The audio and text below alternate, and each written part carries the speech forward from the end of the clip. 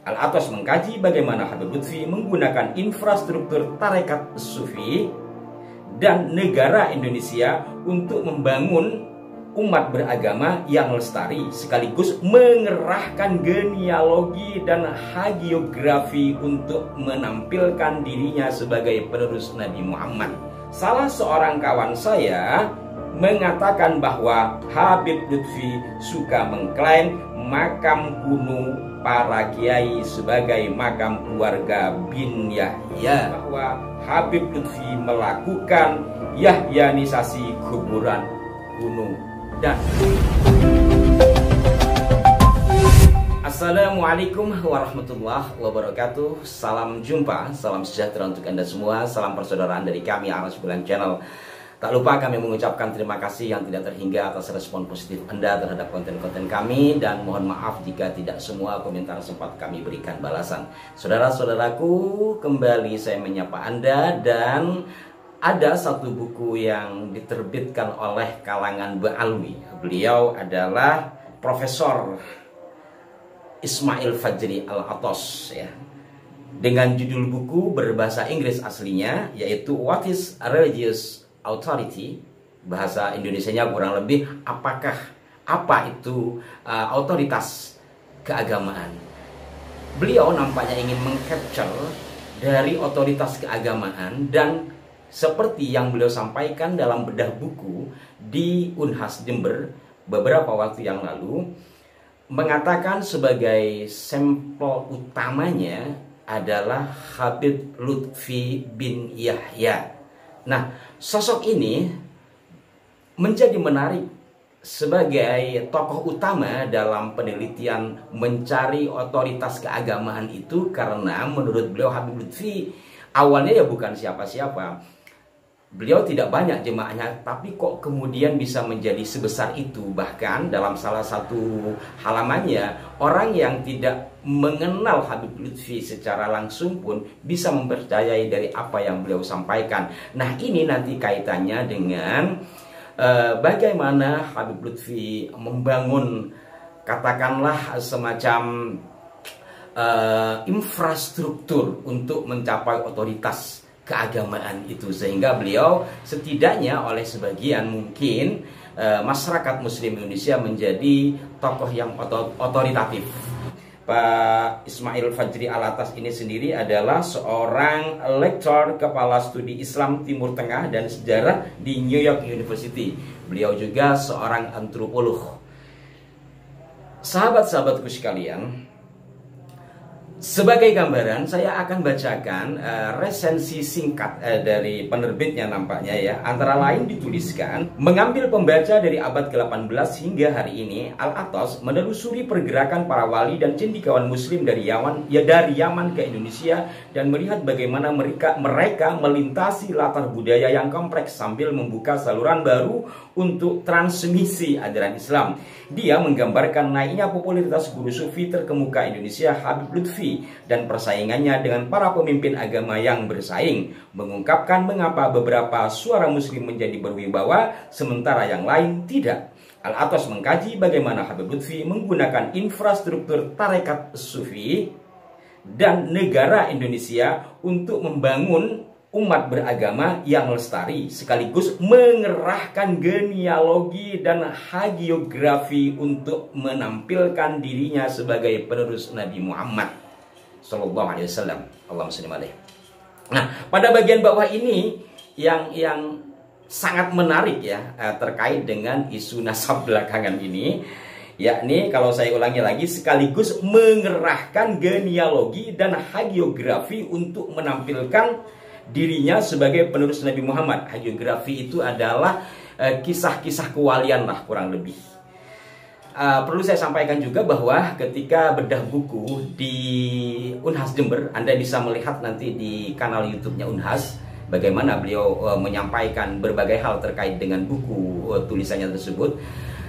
Antara lain beliau mengatakan memang ketika mempertanyakan otoritas keagamaan itu yang diambil sampel adalah Abah Lutfi bin Yahya, dan beliau hidup bersama Abah Lutfi selama kurang lebih 2,5 tahun dari 2011 hingga 2013. Nah, Terkait keseluruhan isi buku ini, sekali lagi, memang satu penelaahan yang menurut saya menarik. Dan isi buku ini bisa juga menjadi motivasi bagi kita untuk membangun otoritas diri, bagi yang mampu tentunya. Nah, terkait dengan keseluruhan Anda bisa membacanya secara langsung. Ada beberapa poin yang ingin saya sampaikan kepada Anda terkait dengan apa yang ditulis oleh Pak Ismail Fajri ini dalam beberapa halamannya. Ini menarik, kenapa? Karena ini berkaitan pula selain dengan isu nasab juga dengan isu atau informasi terkait dengan perubahan identitas makam-makam tokoh, makam-makam kuno. Ini juga tidak lepas dari telaah Ismail Fajri Al-Atas. Saya akan bacakan beberapa bagian pada halaman 264 dengan subjudul teks-teks kewalian. Terkadang kitab-kitab nasab Ba'alawi memiliki celah yang dapat digunakan untuk menciptakan tautan transmisi antara tuturan lisan dan tulisan tentang kewalian. Salah satu contoh yang menggambarkan hal ini adalah riwayat biografi singkat salah seorang anggota keluarga bin Yahya yang hanya dikenal dengan sebutan Thahir dalam salah satu kompilasi nasab Alwi yang otoritatif, Syamsu Thahirah. Thahir adalah nama dari yang umum digunakan di kalangan Ba'alawi. Tetapi riwayat biografi ini menggambarkannya secara ambigu antara nama diri dan julukan. Selain itu, kitab ini tidak menyebutkan nama ayah Thahir atau nasabnya. Dari sini kemudian Pak Ismail Fajri ini mengutip apa yang disampaikan oleh Abah Lutfi, bahwa akhirnya Thahir ini menjadi nama dari leluhurnya.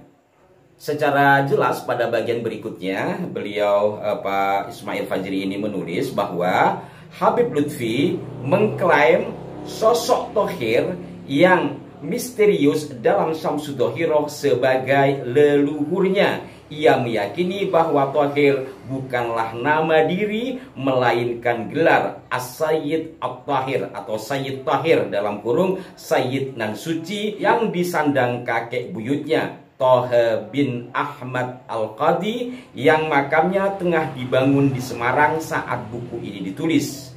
Berikut ini kemudian beliau menyampaikan atau menulis paparan dari Abah Lutfi bin Yahya terkait dengan Sayyid Thahir itu tadi. Dan isinya itu ya ada kesamaan dengan beberapa kali yang kami ulas ya, seperti yang dimuat di beberapa media online termasuk dari situs Laduni ya. Jadi dalam kata lain bahwa Abah Lutfi bin Yahya ini mampu dengan penuturan secara lisannya menjadikan tokoh yang sebelumnya ambigu, apakah tokoh atau sosok bernama Thahir ini adalah nama diri dari seseorang atau julukan. Kemudian Abah Lutfi mampu meyakinkan banyak orang tentunya, sehingga ditulis dalam catatan kaki di kitab Syamsu Thahirah bahwa Thahir itu adalah kakeknya, yaitu Habib Thaha bin Muhammad Al-Qadi. Sahabat-sahabatku sekalian, dari paparan yang cukup panjang di beberapa halaman di buku ini, antara lain Pak Ismail Fajri juga menjelaskan apa yang disampaikan oleh Abah Lutfi terkait dengan leluhurnya itu yang menikahi putri Hamengkubuwono II yang kemudian memiliki keturunan bernama Hasan Sumudiningrat. Ini lagi-lagi berputar-putar kepada Kanjeng Raden Tumenggung Sumudiningrat. Terkait hal ini insya Allah akan saya ulas pada lain kesempatan biar fokus, karena di situ Muhammad Dia Sahab sebagai pentahkik dari Syamsu Thahirah yang membuat catatan kaki itu antara lain mengutip dari buku Le Hadramaut tulisan LWC Vandenberg. Apakah benar Vandenberg menulis seperti itu? Ini nampaknya perlu saya elaborasi nanti. Maka terkait hal ini insya Allah sekali lagi akan saya ulas pada lain kesempatan. Pada edisi kali ini saya fokus kepada apa yang disampaikan oleh Pak Ismail Fajri, hasil penelaahannya selama bersama Abah Lutfi, di antaranya yang saya akan elaborasikan dengan maraknya informasi terkait dengan perubahan identitas makam-makam kuno, termasuk diantaranya Kanjeng Raden Temenggung Sumudiningrat ya. Kemudian ada lagi yang Habib Husain bin Thaha bin Yahya yang makam ada di tengah hutan yang juga pernah kami ulas itu. Di sini ternyata walaupun Pak Ismail ini adalah seorang Ba'alwi, tetapi juga menulis secara apa adanya dari temuan di lapangan. Sahabat-sahabatku sekalian, di antara infrastruktur yang dibangun, katakanlah demikian oleh Abad Lutfi untuk membangun otoritas keagamaan diri beliau itu, antara lain ya membangun atau menamai makam-makam kuno, kemudian membangun semacam cungkup lah.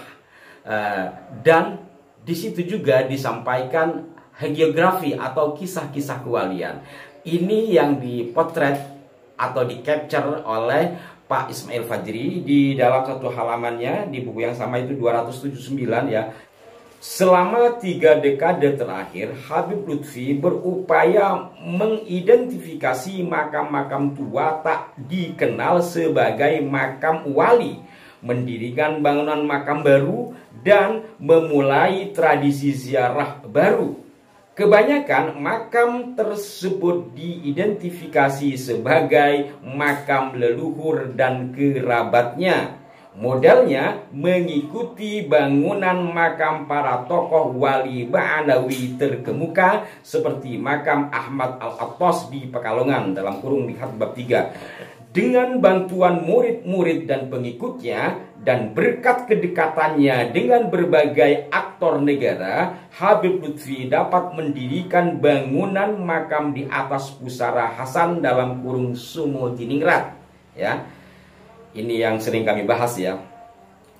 Putranya, artinya putranya Hasan Sumudiningrat itu, yaitu Tohe dalam kurung yang dianggap sebagai penyusun Ratibul Kubro di Ciledug, Jawa Barat, dan ayahnya Umar di Indramayu dalam kurung Jawa Barat.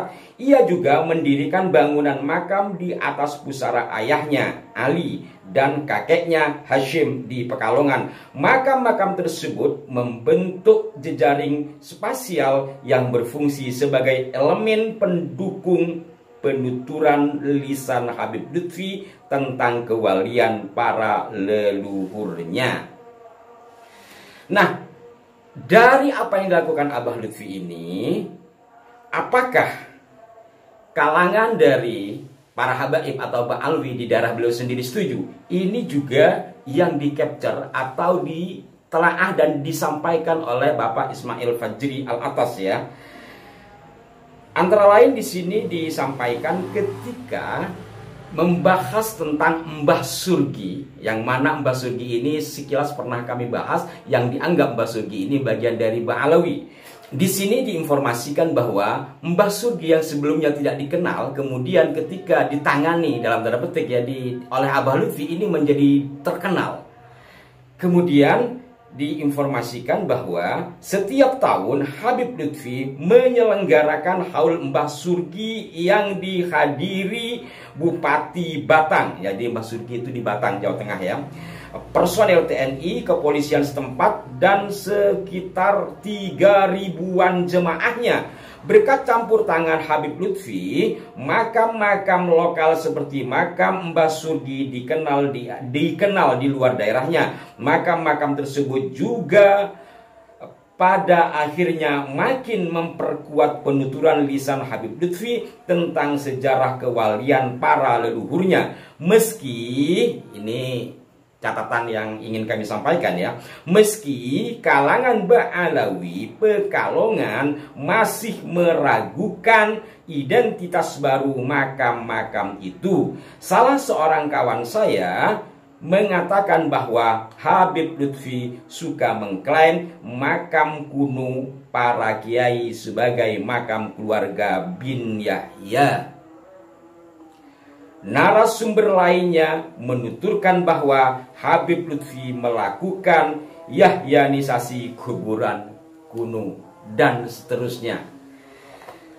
Sampai pada batas ini, sahabat-sahabatku mungkin sudah bisa memetik apa yang disampaikan oleh Pak Habib Ismail Fajri ini, bahwa walaupun beliau sesama Ba'alawi, bahkan hidup bersama Abah Lutfi selama 2,5 tahun di dalam melakukan penelaahannya itu, apa yang beliau temukan beliau sampaikan apa adanya. Dan ini juga menjadi catatan bagi kita bahwa ternyata ya kan tidak semua kalangan Ba'alawi itu sama pemikirannya. Maka di sini juga kita harus memilah ya. Itu yang pertama. Yang kedua, apa yang dilakukan Abah Lutfi ini dengan hagiografi, dengan kisah-kisah kewalian, itu lebih kepada leluhurnya, sehingga disebut tadi Yahyanisasi. Singkatnya adalah bahwa sebagian dari kalangan Ba'alawi sendiri, terkhusus di Pekalongan, juga tidak sejalan dengan Abah Lutfi. Dan tadi dikatakan bahwa Abah Lutfi ini seringkali mengklaim makam-makam kuno sebagai makam wali, bahkan sebagai makam leluhurnya yang kemudian dibangun pusara atau dibangun semacam cungkup megah. Satu di antaranya yang sangat dikenal yaitu KRT Sumudiningrat. Nah, dari semua uraian ini secara khusus pada kaitannya Abah Lutfi membangun makam-makam tua yang tidak jelas identitasnya, kemudian diberi nama dan dibangun kemudian diziarahi, ini tentu bisa menjadi pertimbangan bagi Anda, sekalipun mungkin Anda adalah jemaah dari beliau, atau mungkin bahasa sekarang itu muhibbin dari beliau. Artinya apa? Bahwa celah-celah sebagaimana diungkap oleh Pak Ismail Fajri itu ada dan disampaikan langsung oleh kalangan atau internal Ba'alawi sendiri. Silahkan bagaimana menurut Anda menilainya terkait hal ini. Kalau sebelumnya mungkin kami mengulas Abah Lutfi dari penuturan non Ba'alawi, ini Ba'alawi sendiri yang menyampaikan di dalam bukunya yang baru saja diterbitkan dalam terjemahan bahasa Indonesia. Semoga bermanfaat dan selamat buat Pak Ismail Fajri Al-Atas atas terbit bukunya, mudah-mudahan menambah wawasan kita bersama. Mohon maaf jika ada kekeliruan. Sampai jumpa. Wassalamualaikum warahmatullahi wabarakatuh.